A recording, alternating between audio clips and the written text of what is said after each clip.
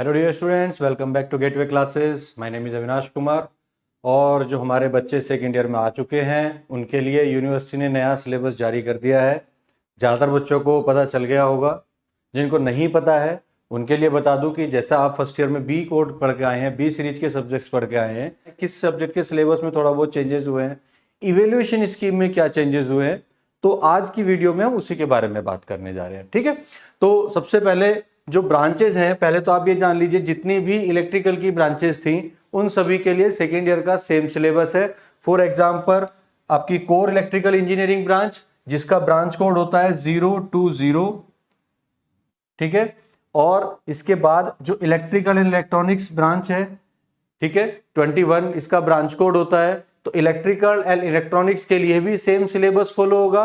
और एक ब्रांच जो बहुत कम कॉलेजेस में चलती है जिसका नाम है electrical and computer science, electrical and computer, ठीक है। तो जिन कॉलेजों में भी ये ब्रांच है उनके लिए भी सेम सिलेबस है। मतलब इलेक्ट्रिकल की जितनी भी ब्रांचेज हैं, electrical and electronics, electrical and computer science, उनके लिए सेकेंड ईयर का सिलेबस सेम रहने वाला है। कोई चेंज नहीं है, कोई सब्जेक्ट में कोई भी चेंज नहीं है। हो सकता है थर्ड ईयर में थोड़े बहुत चेंजेस हो, सेकेंड ईयर में कोई चेंजेस नहीं है। ठीक है, तो सबसे पहले हम बात करते हैं कि आपकी जो इवोल्यूशन स्कीम आई है उसमें क्या है। देखिए, जो पहले आपका सब्जेक्ट चलता था मैथ 4, मैथ 5, या उसके ऑप्शन में एक सब्जेक्ट चलेगा आपका साइंस बेस्ड ओपन इलेक्टिव। तो देखिए बेटा, साइंस बेस्ड ओपन इलेक्टिव आपने एक सेमेस्टर में मैथ 4 पढ़ना है, एक सेमेस्टर में साइंस बेस्ड ओपन इलेक्टिव पढ़ना है। तो मैथ 4 का सिलेबस तो यूनिवर्सिटी ने दिया है, बट अभी तक साइंस बेस्ड ओपन इलेक्टिव की लिस्ट नहीं आई है। इसकी लिस्ट अभी आनी बाकी है। तो हम नहीं कह सकते कि इसमें कौन सा सब्जेक्ट चलेगा। जहां पर इलेक्टिव चलना है वहां अभी सब्जेक्ट की क्लियरिटी नहीं आई है। यूनिवर्सिटी की तरफ से अभी इसका सिलेबस लॉन्च नहीं हुआ है, जबकि मैथ 4 और मैथ 5 के सिलेबस आ चुके हैं। जितने इलेक्ट्रिकल के बच्चे हैं उन सबको मैथ 4 पढ़ना होगा। अब चाहे वो इस सेमेस्टर में पढ़ लें या नेक्स्ट सेमेस्टर में पढ़े। कई कॉलेजेस में इसी सेमेस्टर में पढ़ लेंगे बच्चे, कई कॉलेजेस में वो इवन सेमेस्टर में पढ़ते हैं। ठीक है, इसके बाद जो दूसरा सब्जेक्ट आएगा आपका universal human values and technical communication. इन दो में से एक सब्जेक्ट आपको पढ़ना रहेगा इस सेमेस्टर में और एक सब्जेक्ट आप पढ़ेंगे अपने अगले सेमेस्टर में। बात करते हैं मेजर जो आपके कोर सब्जेक्ट थे, तो देखिए सब्जेक्ट में तो कोई चेंज नहीं आया है। BEE 101, 102, 103, पहले भी EMFT चलता था, अभी भी EMFT चल रहा है। पहले आपका EMI चलता था, अभी भी EMI चल रहा है, इलेक्ट्रिकल मेजरमेंट एंड इंस्ट्रूमेंटेशन। और तीसरा सब्जेक्ट चलेगा आपका basic signals and systems. Lab में जरूर कुछ चेंजेस आए हैं। ये लैब आपकी सर्किट सिमुलेशन लैब, जो कि सर्किट एनालिसिस से रिलेटेड है। इसमें आप मैटलैब पर प्रोग्रामिंग कर सकते हैं, PSpice के थ्रू प्रोग्रामिंग कर सकते हैं। उसके थ्रू ये लैब आपकी 4th सेमेस्टर में चलती थी, जो 3rd सेमेस्टर में आ गई है। यहाँ पे कुछ चेंजेस हुए हैं, एक लैब हटा दी गई है। ये लैब पहले से चलती थी, मेजरमेंट लैब और आपकी इलेक्ट्रिकल वर्कशॉप। और आपके लिए एक बड़ा एडवांटेज लेके आया है यूनिवर्सिटी, क्या कि आपका जो मिनी प्रोजेक्ट है या इंटर्नशिप है, या जिसको हम NPTEL के कोर्स के थ्रू करते हैं, जो कि पहले 50 मार्क्स का होता था। ये कोर्स पहले 50 मार्क्स का होता था जब 100 मार्क्स के एक्सटर्नल एग्जाम होते हैं। अभी उम्मीद थी कि ये 30 मार्क्स में आएगा, बट यूनिवर्सिटी ने थोड़ा दिल बड़ा दिखाते हुए आपके लिए क्या किया है कि इसको 100 मार्क्स में दिया है। 100 मार्क्स का मतलब यह है अब आपको अपनी परसेंटेज सुधारने का बहुत गोल्डन चांस रहेगा। हर बच्चा अपनी परसेंटेज को अच्छे से सुधार सकता है। एक अच्छा सा प्रोजेक्ट करे, अच्छी जगह ट्रेनिंग करे, सर्टिफिकेशन ले, अपने कॉलेज में रिपोर्ट सबमिट करे, और उम्मीद है कि इसमें टीचर आपको बहुत अच्छे मार्क्स देंगे जैसे कि मिलते हैं प्रोजेक्ट्स में। ठीक है, तो ये आपका ओवरऑल सिलेबस रहने वाला है। 70 मार्क्स के आपके एक्सटर्नल होंगे सारे सब्जेक्ट्स के, और 30 मार्क्स का आपका इंटरनल एग्जाम होगा। ठीक है, क्रेडिट की बात करें तो हर लैब का 1 क्रेडिट है, प्रोजेक्ट के और जो आपका सर्टिफिकेशन कोर्स है साइबर सिक्योरिटी और पाइथन, उनके 2-2 क्रेडिट्स हैं। ठीक है, अच्छा इसका भी देखिए, पहले जो पाइथन था ये एक नॉन क्रेडिट कोर्स था, इसके मार्क्स ऐड नहीं होते थे। ये जो साइबर सिक्योरिटी और पाइथन, कभी हो सकता है ऐसा कि जो आपके सीनियर मिले वो कहे अरे छोड़ो साइबर सिक्योरिटी और पाइथन को, इसके मार्क्स ऐड नहीं होते, बस पास हो जाना किसी तरह। अब की बार सिर्फ पास नहीं होना है, स्कोर भी करना है, क्योंकि ये मार्क्स ऐड भी होंगे।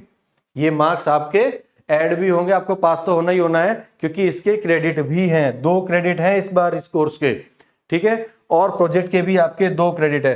तो बहुत ध्यान से आपको सेमेस्टर में चलना है, आपको अपने क्रेडिट भी सिक्योर करने हैं, सारे सब्जेक्ट्स को भी ध्यान से पढ़ना है।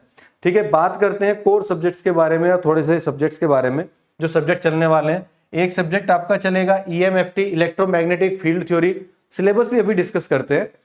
इसके बाद आपका दूसरा सब्जेक्ट चलेगा electrical measurement and instrumentation, EMI जिसको हम बोलते हैं शॉर्ट में।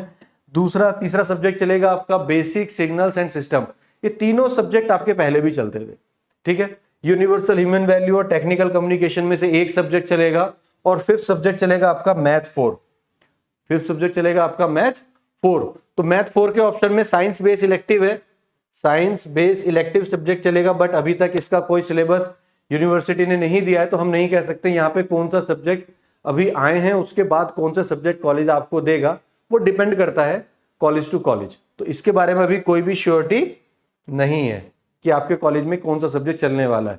And the sixth one is Python programming, और पाइथन या तो चलेगा या कंप्यूटर सिस्टम सिक्योरिटी CSS, इन दोनों में से कोई एक सब्जेक्ट आपको पढ़ना रहेगा। पढ़ने दोनों ही है, एक ऑड में और एक इवन में। ये सारे सब्जेक्ट आपको पढ़ने हैं, एक इवन में या एक ऑड में। ये तो आपको मैंडेटरी थर्ड में पढ़ने ही पढ़ने हैं, ठीक है। अब थोड़ा सा सिलेबस के बारे में बात कर लेते हैं।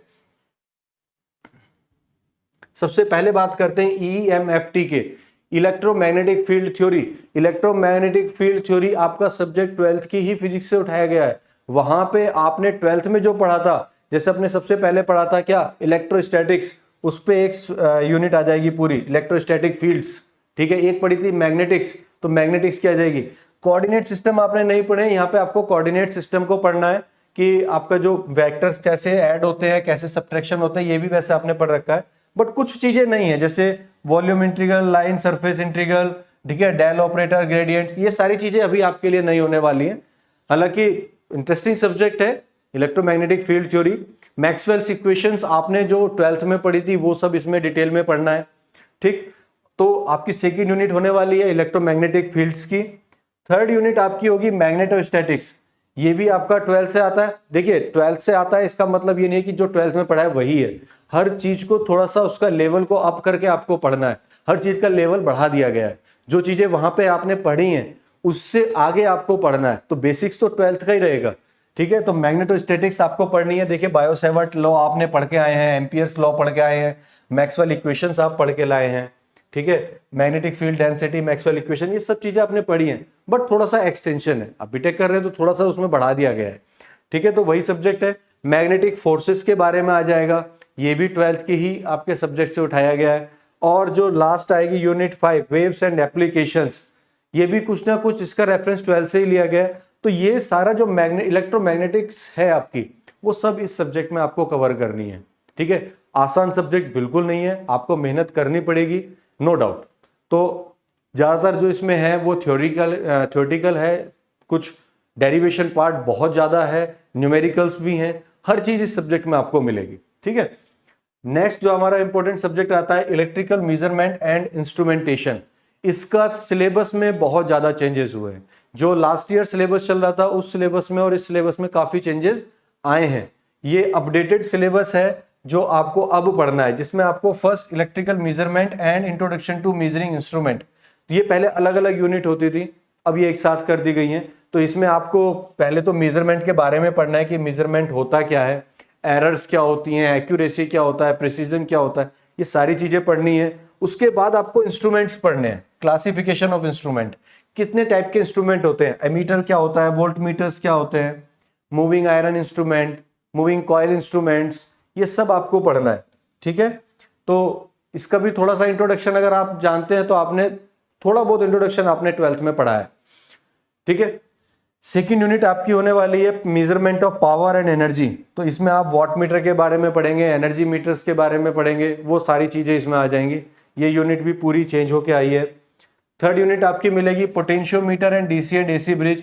पिछले सिलेबस में ये पार्ट आपका अलग आता था, ये पार्ट आपका अलग आता था, ठीक है। अब की बार ये दोनों चीजों को मर्ज कर दिया गया है। तो कहीं ना कहीं मुझे ऐसा लगता है कि सिलेबस पहले से बढ़ गया है, ईएमआई का सिलेबस पहले से इंक्रीज हुआ है, ठीक है। तो इसमें आप measurement of resistance, measurement of inductance, measurement of capacitance, वो सब पढ़ने वाले हैं।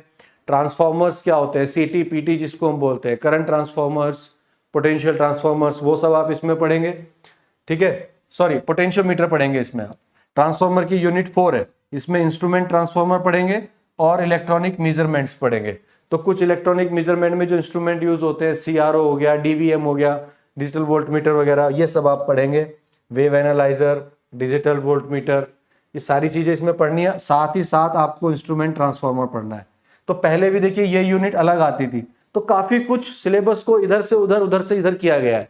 थर्ड से फोर्थ यूनिट में डाल दिया, फोर्थ से कुछ उठा के थर्ड में डाल दिया, कुछ टॉपिक नए डाल दिए, कुछ टॉपिक हटा दिए। फिफ्थ यूनिट आपकी होने वाली है ट्रांसड्यूसर की। तो ट्रांसड्यूसर क्या काम करते हैं, कैसे काम करते हैं, वो सब आपको इसमें पढ़ना है।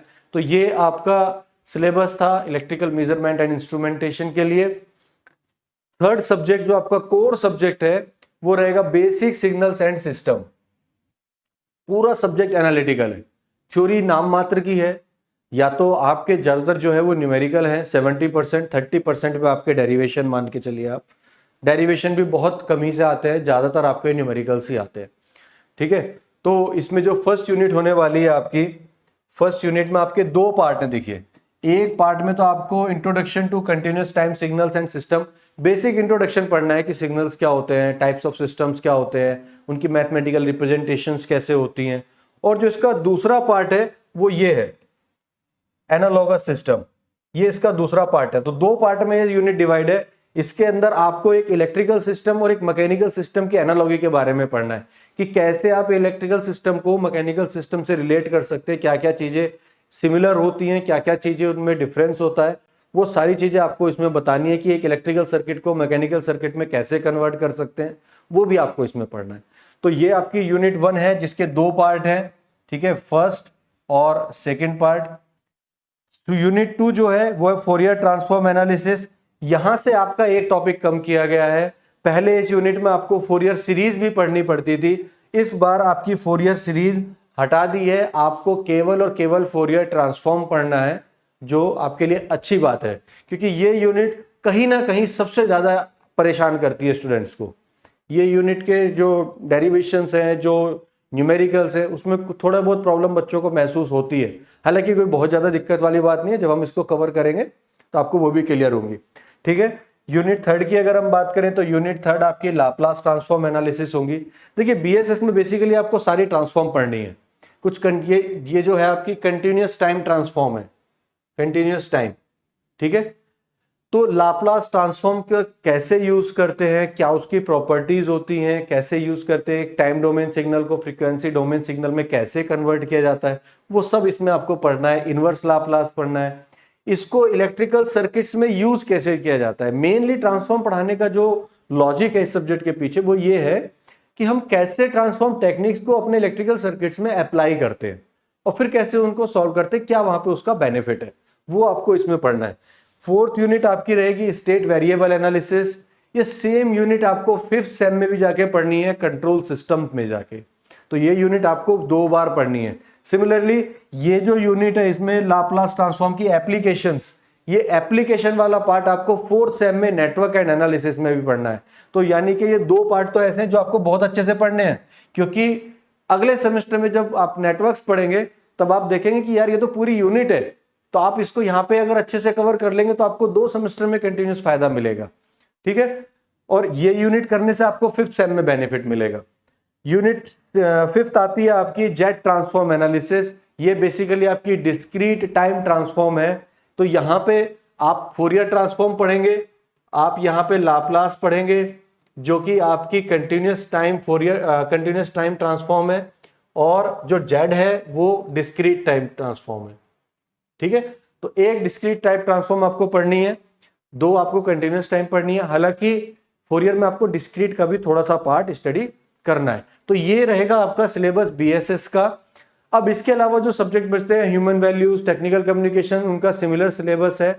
मैथ 4 का सिलेबस सिमिलर है, ठीक है, वो आप स्टडी कर सकते हैं आराम से।